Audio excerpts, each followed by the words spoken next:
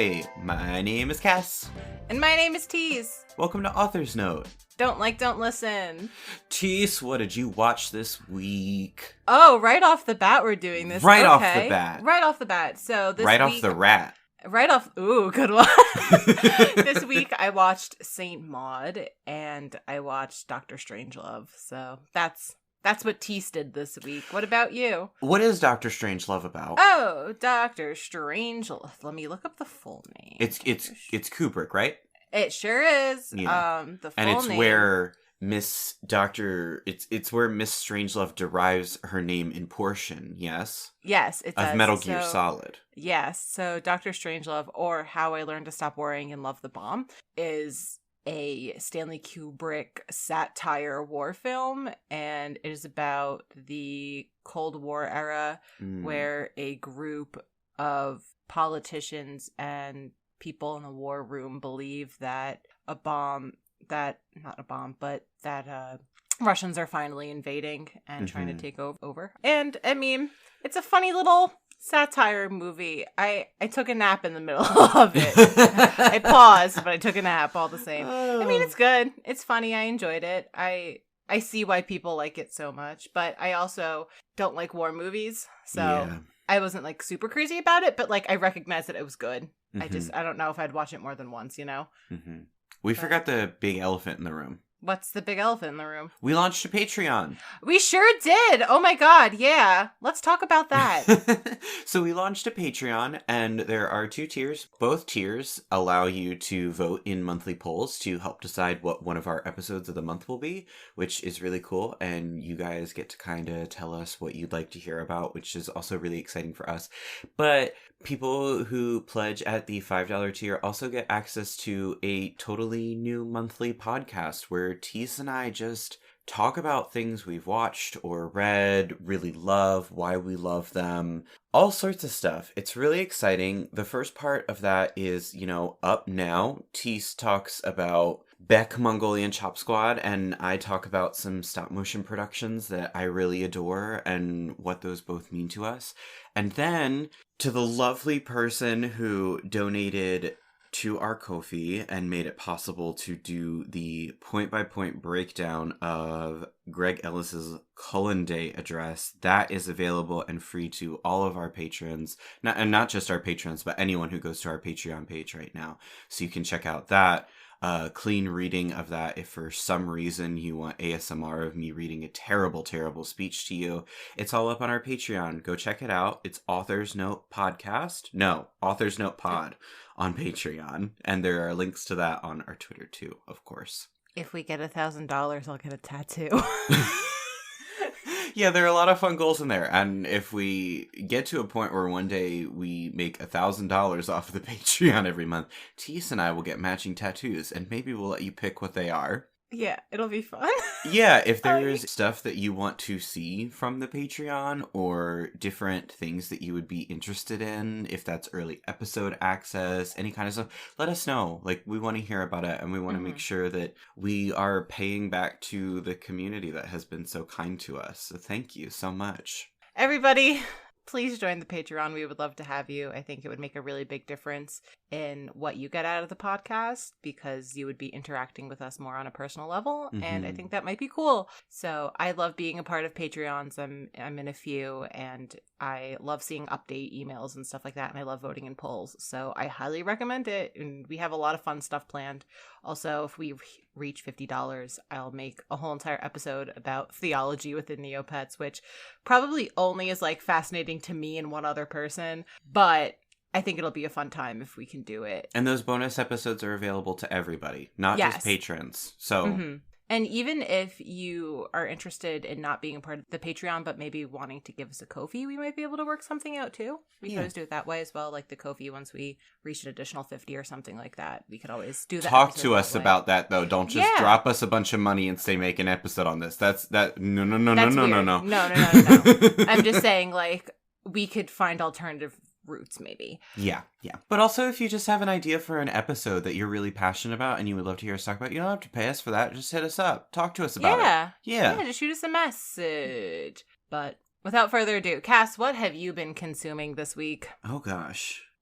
Okay, so I made a promise to myself that I'm not going to talk about anything that I'm reading on the podcast until I finished it. Yeah. So a bit ago now, I finished The Scottish Boy by Alex Decampi. And Mm-hmm. hey, I got like a quarter or halfway into reading that, and I found out that it was published Stucky fan fiction, which No. which like No. blindsided me. I did not know that and did not expect it. There are some hallmarks within it of it being a published fan fiction, but not as many Mm-hmm. as you would expect to then be reading it and be like, this reads like fan fiction. So it was a genuine surprise to me because it was not a fic I had ever heard of. Granted, I didn't read a ton of Stucky. Stucky is James Buchanan Barnes or Bucky and Steve Rogers from Marvel's Captain America and Winter Soldier properties. So, I mean, there might be just like a fun talk about that property because that was an interesting read because of it. So yeah, I read The Scottish Boy by Alex Decampi. It didn't go quite where I wish it had, and I was Okay. a little at the ending, but I think that's because I wanted something that was much more excruciatingly painful, and I wanted a conversation about trauma that I didn't quite get from that book. But that's okay. Okay. A book That's can't be okay. everything you want it to be, and that's all Mm-hmm. right. Mm-hmm. Also, not to air Cass's dirty laundry, but he ordered books on the Yeah. podcast PayPal. And I was like, Yeah. what are these? Like, I got an email and I was like, what is this? And then it's like, oh no. Barnes and Noble coming into our Google email being like, time to dead name Cass. Here are the books he bought. And oh my God, the shame I felt in that moment. Me in the parking lot at work, ready to leave. Cass. Cass, that went to the podcast account when you have to reimburse yourself for a purchase you made. My book buffoonery. It's okay. I, too, have book buffoonery every day of my life. I mean, I'm the dumbass reading Dune on their phone, so whatever. I think I tweeted about it. I was like, oh, Tease has to see the embarrassing books I bought. And I was like, Tease reads Dune. I'm fucking fine. Lord knows I've read a lot of questionable books. It's no big deal. Don't worry. Yeah. All right. Well, You know what else we watched this week? what did we watch this week? Ratatouille. Ratatouille. Both the musical. Yes, And there's the a musical movie. and the original movie. So we're gonna talk about the musical, which is pretty exciting. I'm gonna take the reins on this one because Cass had a lot going on. So I guess we're just gonna. I'm a very busy young rat. I It's got a lot to okay. cook. We're all busy young rats. I'll probably be a busy young rat next week anyway. Yeah. So I know very little about TikTok. I apologize in advance. I'm sorry. But in late 2019, early 2020, Le Festin by Camille, which is a song that you may recognize from the movie Ratatouille, kind of became a meme on TikTok. And usually it was the sound used for people making really good looking food, high end cooking, something fancy. But then there also was a parody sound clip used for videos called the CEO of French, which was basically just French sounding words and noises. And it was people doing like really cursed food or having cooking fails or just kind of something in general. Like one of them, for instance, was somebody making the spaghetti hot dogs. But then I also saw somebody like making the fucking spaghetti hot dogs. I don't think that saying spaghetti hot dog fully communicates how evil and terrible these things are. The idea, right, is that you cut a hot dog and you take the little columns of it and you poke it with raw spaghetti so that it's almost like a dual-ended little octopus, and then you put it in the boiling water and it cooks. It's evil and it's terrible and it's an abomination. I'm not here to shame most food, but I will shame spaghetti hot dog. Repugnant. Somebody made dinner for their dog for the dog's first birthday. So stuff like that, you know, usually things that we usually wouldn't consider we'd want to see as cooking videos, but people decide to make as cooking videos. So Shout out to my neighbor who's mowing his lawn right now. King, thank you for cutting your grass. But as time has gone by, even though this really, it only has kind of like Ratatouille adjacent, the movie itself clearly is in the forefront of the app's mind because of the memes. And let's be real, it was made in 2007, so a lot of Gen Zers were young children who probably saw Ratatouille growing up and have a fondness for it the same way that younger millennials do for like The Lion King or something like that, you know? The first time I heard CEO of French, it was on a TikTok of a rat wearing a small chef's hat running around a kitchen. Wow. I can't forget it. It's in my head forever. I love it. I'm so happy for that little rat. If you find it, I would love to see it. So that's going on. So fast forward about 8 months to August 2020. We are in full swing of the pandemic, and a TikTok user whose name is Emily Jacobson, sometimes she goes by MJax, and her, Twitter at, her TikTok at is E_Jax with 2 C's, releases a video called Ode to Remy, and it's just pictures of Remy the rat. And either if Panda wants to put in the audio or I can sing it in this moment, but please sing it in this moment. Remy the Ratatouille, the rat of all my dreams. I praise you, my Ratatouille. May the world remember your name. So, thank you. I think that's like the first time I've actually genuinely sang on this podcast. So it's kind of in a squeaky mouse voice type deal. Jacobson posts a lot of these odes. In general, she's very clearly Disney property interested. A lot of her posts include singing Disney park culture, more Disney characters. The mouse. I will not touch that with a 10-foot pole, especially Disney park culture, which is a whole breed of its own that I'm so afraid of. One day we're going to have to do an episode on that, and I'm just going to shake the whole time in fear. You were telling me that in the midst of all of this, she was going to Disney, correct? Oh, yeah. Yeah. Oh, yeah. Yeah, definitely. Tons of videos of her just at Walt Disney World. And there's one of her where she's like, where is everybody? And I'm like, girl! It's a global pandemic. Yeah, so anyway, and like I'm not going to put that past her in this situation because in reality, her going to Disney parks has nothing to do with her making Remy the Ratatouille. So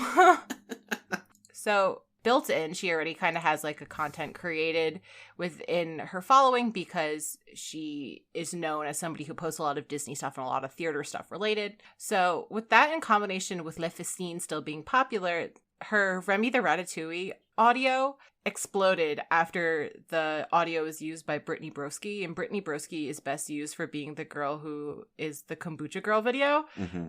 And so very that funny. Helped. Very funny girl. And just helped explode the plot along, essentially.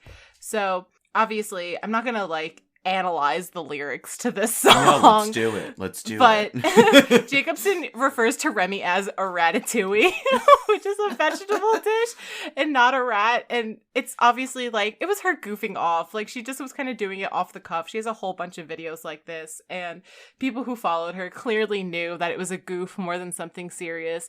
But as the song kind of rose in popularity, a TikTok user known as Daniel Mertzluft, his @ is Daniel J. Mertzluft, so it's basically his name, gave Jacobson's song kind of a little bit of a facelift and composed a version of the song that would be designed as like the finale piece for the ensemble cast of Ratatouille the Musical. Befitting of its lyrical genius. Yeah, which is like really funny, and it was like kind of designed so that 40 people would be able to sing it, and the way he kind of did it with the instrumentation, he kind of took cues from other Disney musicals and properties, especially The Hunchback of Notre Dame, because that also takes place in France, and he kind of just married the two, made a digital version of the song, and then posted it.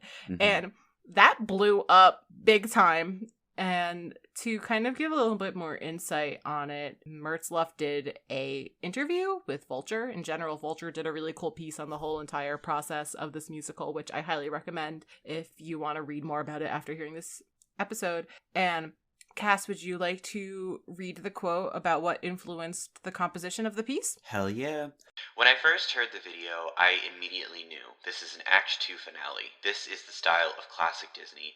The end of Hunchback really inspired Ratatouille, so I knew the soundscape I was going for. I'm a writer, composer, arranger, orchestrator, and I remember in middle school, high school, those were the things that got me into orchestration and arrangement, listening to the world that Disney builds.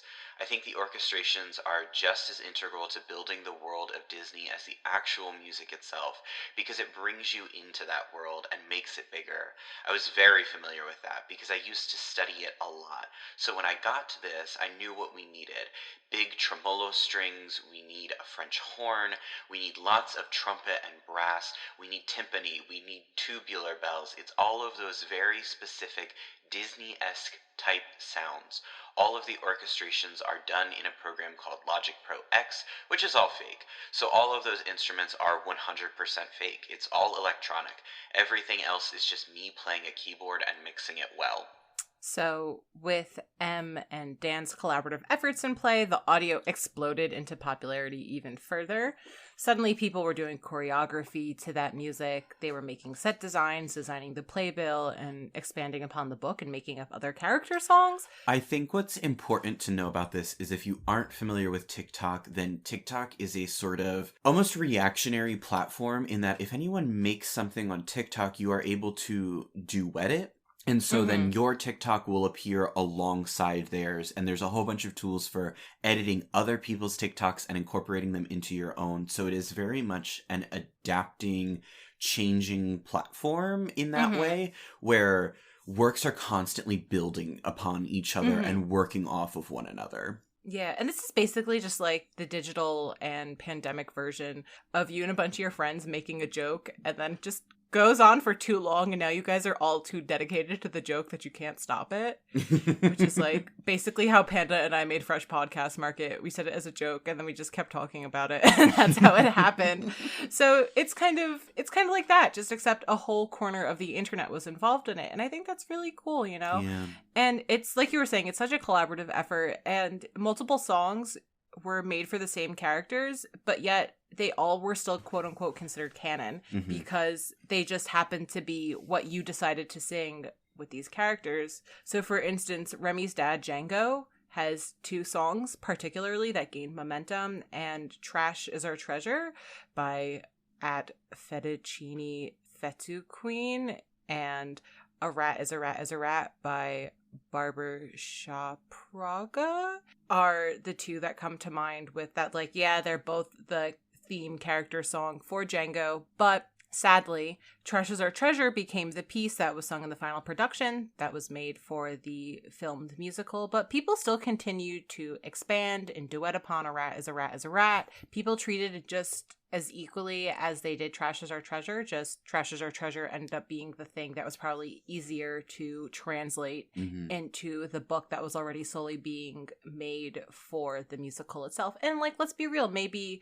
A Rat Is a Rat Is a Rat, the creator originally wasn't wild about like if there was some, like, we don't know, you know, we don't know behind closed doors why A Rat Is a Rat Is a Rat isn't picked, which I think maybe it could have been, maybe they could have just combined the 2. But anyway, so even if one of the songs that you kind of made during this whole explosion wasn't cut in a part of the final production, because the final production only had 9 songs, a lot of the people who played around in this space got to be in on the final piece of it in some shape or another. So either if you helped compose some of the music or you added additional lyrics for some of the longer versions of the songs and stuff like that, it kind of was still at the end of the day collaborative effort between the people who physically worked on the original videos and the original music for it. And I mean, obviously once the musical was made, more professional people within theater stepped in.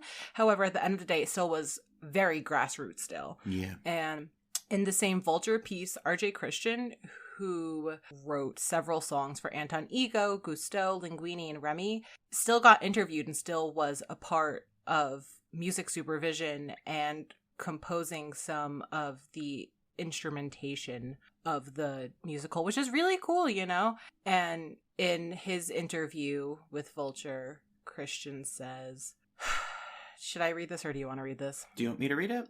Yeah, sure. Yeah. I don't know. For some reason, words are just out of You're my tired. You're tired. tired.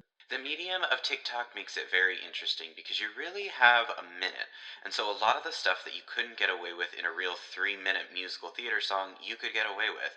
Because people just want the good stuff. If you're writing a Gusteau song, you just have to say anyone can cook and be inspiring, and you're halfway there. It's kind of a treat for a composer because we basically get to be cute and show off the best parts of the character without having to worry about the whole overarching narrative.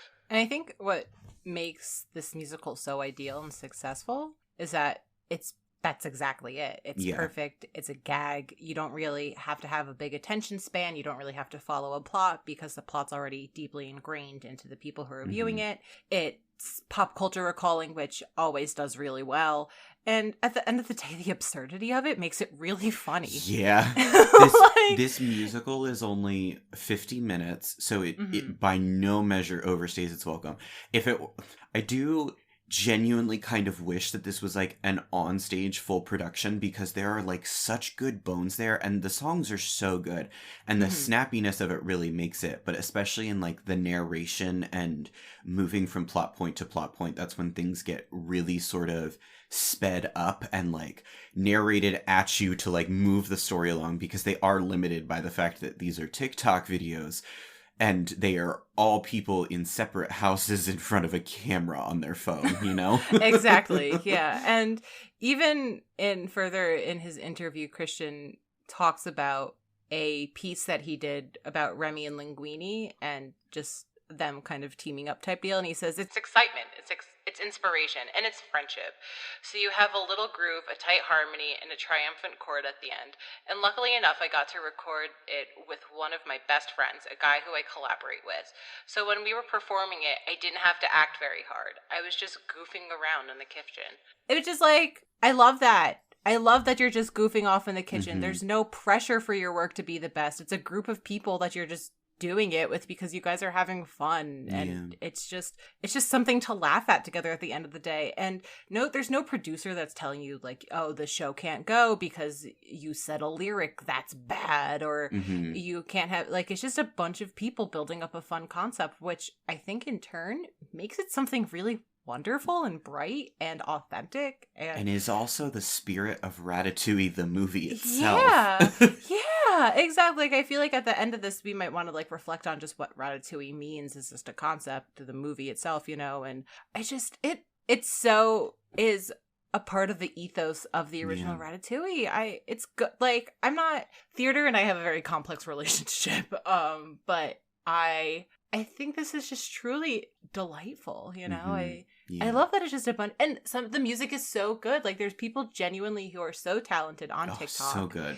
And unfortunately, because of the pandemic, some of it is people who do this professionally but haven't had a job in months because theater has been closed, you know, especially Broadway. And it's sad that this is the only time this can exist because nobody is working the way that they used to be in the theater arts. But this truly shows that people can shine when they do what they love, you know? Yeah, so, absolutely. So where does this bring us, you know? So where do we go from here? We talked about a bunch of people just making random rat videos on TikTok. How'd we get a full musical out of this? Yeah. That you can watch on YouTube. Yeah.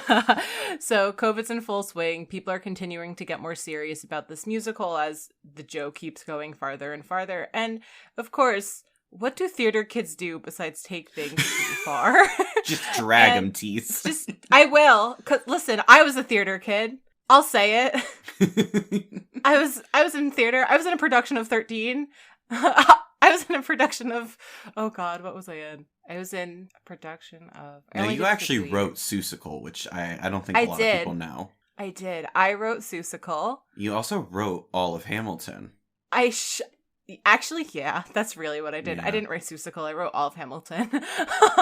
Lin-Manuel Miranda, who? It's an amazing fictional story. I don't know where you got the idea for it. Thank you. It was all in the noggin, you know, right here. Sometimes characters just come to you.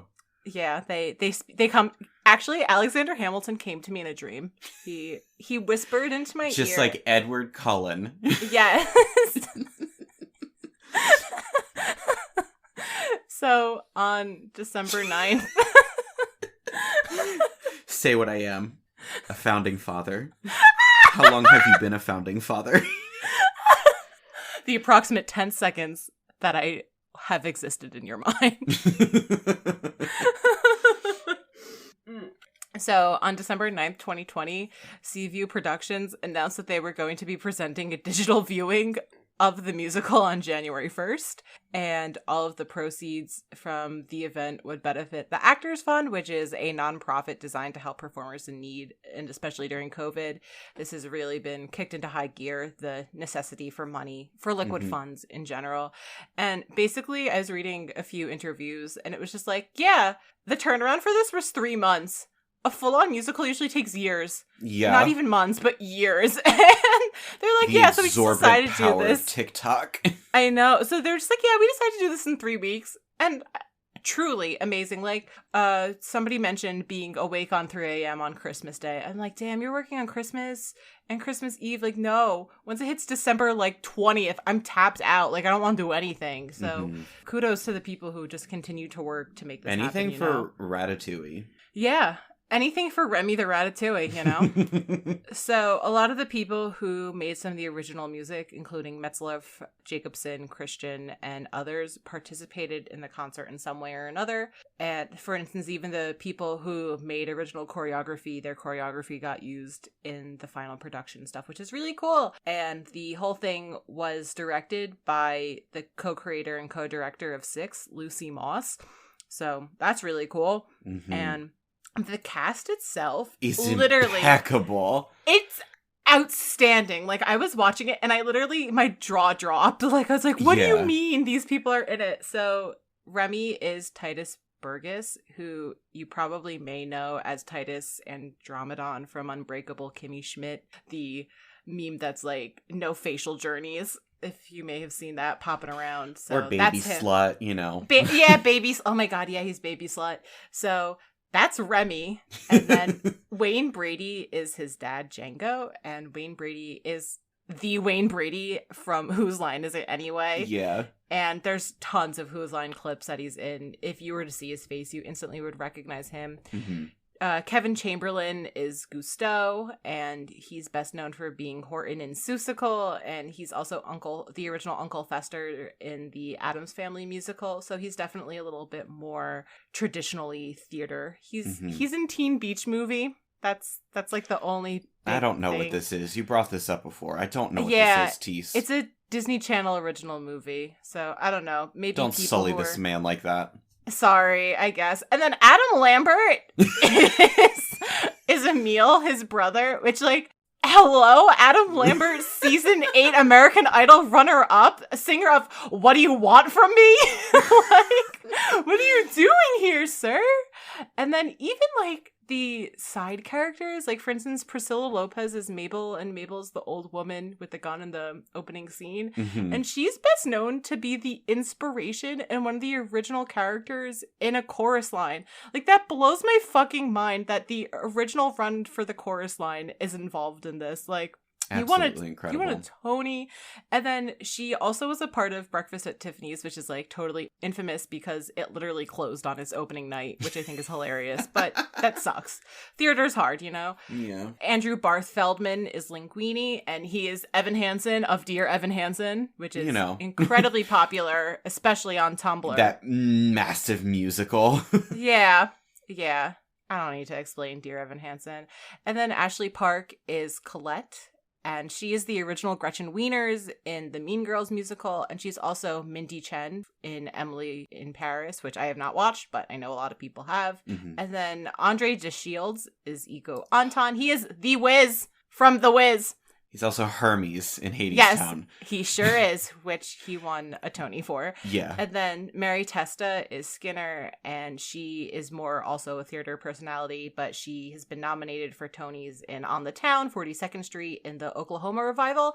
And then for people who deeply love Courage the Cowardly Dog, she's Shirley the Medium, which I think is really delightful.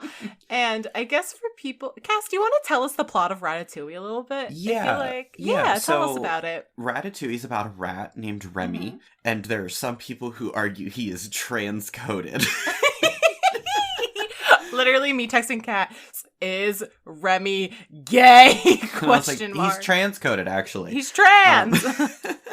So the whole idea is Remy has a sort of like super taster palate and is obsessed with food, the language of food, and sees a cookbook from this famous French chef called Gusteau, whose whole idea was that anyone can cook. Anyone. And Remy really takes this to heart and has such a passion for food despite being a rat. And you go on this whole journey with him where, you know, he is trying to convince his colony of how important food is and how, as rats, they don't need to be eating garbage. They could be eating, like, beautiful food. And his dad is constantly telling him, like, you cannot interact with humans. You know, this is too dangerous for you. Whole bunch of drama ensues. He gets separated from his colony, ends up in Paris of all places and at Gusteau's restaurant, which has lost 2 Michelin stars. One after Anton Ego gave them a crippling review that killed Gusteau with heartbreak, and the other they lost when Gusteau died, which is tradition with Michelin stars. He meets this cook not even a cook, he meets the garbage boy on his first day when he ruins the soup because he's fumbling and bumbling around the kitchen, and Remy runs in to fix the soup. Linguini, this garbage boy, sees it, is horrified, but when the soup goes out, the critic absolutely adores it. So Linguini is credited as the chef, but he didn't cook it. So he has to build up this little system with this rat who now controls him Gundam style via his hair by pulling him around and, you know, moving him around the kitchen. And I mean, it is all about the journey, right? Of like, truly anyone can do anything that they are passionate about. It is just about dedicating the time to learn it. And it all comes to a head when Anton Ego returns to the restaurant for a review, and they make Ratatouille. Ratatouille. That's it. That's the movie. Go watch it. It's a very sweet movie. It's very cute. It's good. So now that you know the general plot of it, I guess some other cool, fun behind-the-scenes things to know is that the ensemble and the orchestra was mostly made up of women and people of color. Mm-hmm. For instance, the orchestra was the Broadway Sinfonetta, and that is a 20-piece all-female band, and it's predominantly women of color, which Hell yeah. I think is so cool because, once again, this... Actually, no, I'm going to hold off on this. So...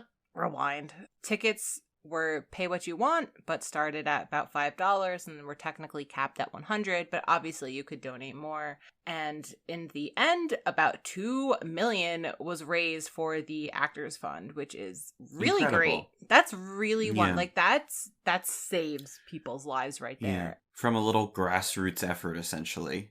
Yeah, so the musical streamed for 3 days starting on January 1st, 2021, and then there was a final encore on January 10th, 2021, and that was on TikTok, and people were still encouraged to donate to the Actors Fund. I feel like I should be donating to the Actors Fund. You know what? Actually, I am. After this, I'm gonna shoot some money towards the Actors Fund because this really has been so delightful to watch and to experience. And even though the event is over, funds like this still need money rolling in no matter what at the end of the day. So I'm gonna donate. This is not a call to action. It is consistent, dependable donations, even in small amounts, that are far more helpful to funds like this as opposed to large single-time donations. Yeah, because it's much harder to plan with those, you know? Yes, yeah, exactly.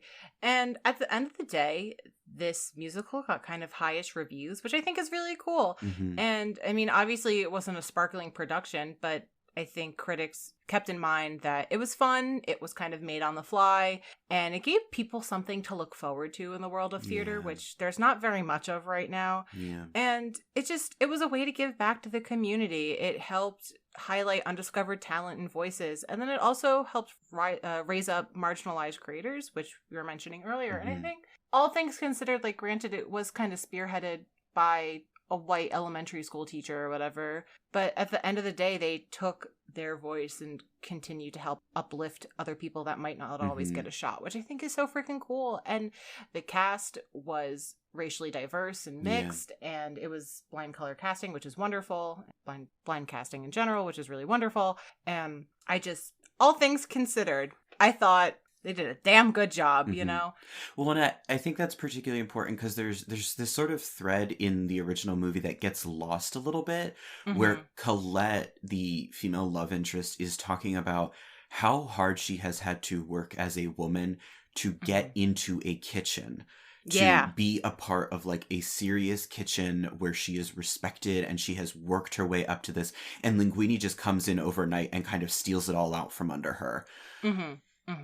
So there is like one complaint about Ratatouille the musical, unfortunately, is that if you haven't seen the original Ratatouille, you're not going to know what the fuck you're looking at. You're going to have to really pay attention. Yeah. Yeah, because a lot of it is unfortunately glossed over. Like, Cass and I were talking about how should we be watching the musical first or we should be watching the movie. Thank God I watched the movie first. Yeah. Like, I saw it in theaters when I was 12. You know, it's been 14 years at this point. Like, I remembered nothing from it. But obviously it was a fan project. So, like, everybody participating knew the original work, but not every critic did. So, yeah.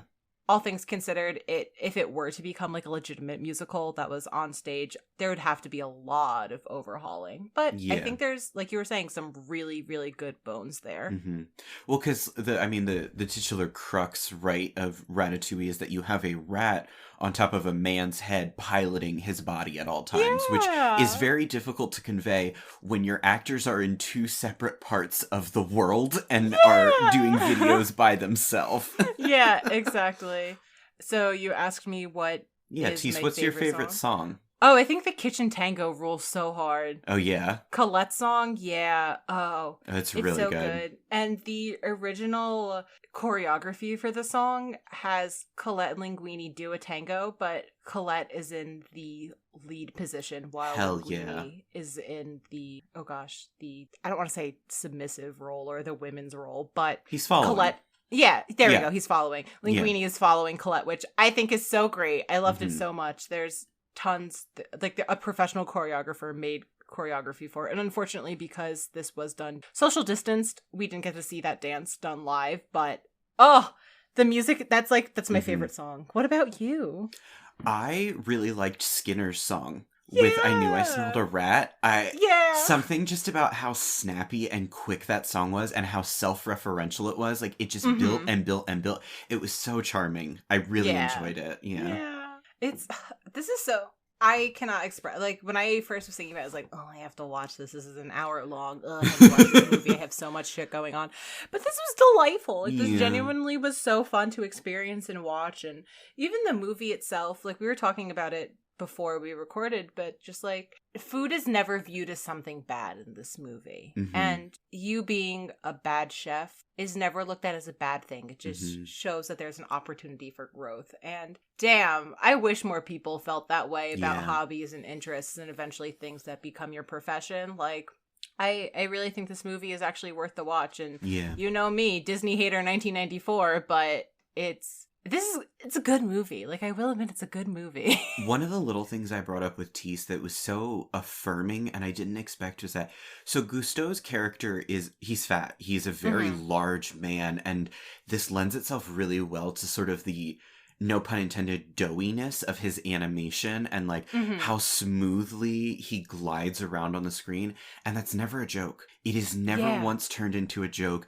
Nobody makes fun of him. I mean, the movie has its issues, sure, but like the character designs in this movie are really evocative, and there was just something so nice about like, here is a man whose love and passion is food, and there are a lot of people who would make a really easy shitty joke there about him being fat, and they didn't, and I really appreciated that. And I mean, the whole movie is about warmth and the experience of food itself and like the place that brings you in your mind and what food means to each of us as individuals, which is just so wonderful, so beautiful. I love it.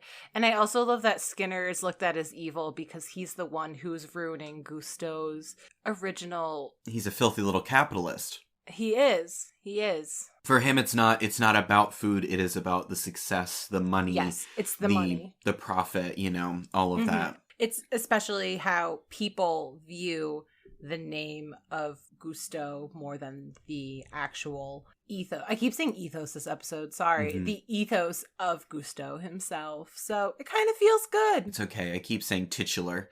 It kind of feels good to say that the capitalist loses in the end, I guess. Mm-hmm. I don't know. Fuck it, I'm not Tease. gonna say it. Yeah, go for it. Go for it. I was gonna say, like, it's not that capitalism is always bad, but in this, I mean, let's be real, we all have to survive under capitalism. Like, there's things that just exist, you know? But children don't need that lesson, though. No, and I think with the experience of Ratatouille, it gives this kind of curiosity and encouragement to consider cooking. And let's be real, I love me some microwavable meals, but like watching it makes me want to become a better cook. And I think that kind of gives you some aspirations, you know. And at the end of the day, like, it totally is like, it can be considered a criticism of like high-end cuisine and shit like that, and paying and how exclusive that world money is, right? And I think the culture of it too, the core theme of Ratatouille is that, like, even if you are ostracized and told from the day of your birth that you do not belong in these spaces, you do. Like, you deserve the right as much as anybody else to explore that field. And I think that's really beautiful. Tease? Yeah? Would you sing us Remy the Ratatouille one last time? Okay. I just love it so much. Remy the Ratatouille, the rat of all my dreams. I praise you, my Ratatouille. May the world remember your name. If you know what? How about this week, tell us about your favorite food and maybe a memory you have connected to it. You can tell us all about that by sending us an email. It's authorsnotepod@gmail.com, or you can hit us up on Twitter @authorsnotepod. I genuinely want to hear your favorite food and what it means to you. I think that would be really fun. That's a banger. Can I tell you about my favorite food really quick? Absolutely. So my favorite food is actually picadillo, which is a more traditional Spanish dish. And it's basically, how I usually explain it to people who have never had it is that it's essentially just like empanada mix, but without the empanada. And it is usually served over rice. And it is a very deep comfort food for me. My dad is a Cuban immigrant, and my mom, when they first started dating, really learned how to cook a lot of like his favorite meals from just like what his mom would cook type deal. And even though my parents are divorced and then my dad has passed, my mom still makes it for me every single birthday. And it's like something I look forward to all year round. It's so good. There's raisins in it, which I think just adds the perfect piece of sweetness. And we usually live in a low sodium household, so my mom willingly makes it with turkey meat for me, which sounds blasphemous to everybody else, but I'm just like not used to eating ground beef anymore, but usually traditionally made with ground beef. And every time she makes it for me, it just instantly transports me back to my childhood. It's my favorite food. I love it. It's so your Anton Ego food. Yeah, unironically is 100% of my Anton Ego food. Yeah. I'm going to ruminate on mine, and I'll come back to you next week with an answer. Yeah. Please, like, I will genuinely read these out loud for what people have to say. Like, I think, it's so charming. I love it. We'll start next week's episode with it. Yeah. So reach out to us again with that information, authorsnotepod@gmail.com, or hit us up on Twitter @authorsnotepod. We talked about it at length at the beginning of the episode, but again, if you want to support us, you can check us out on Patreon. We're Authors Note Pod over there.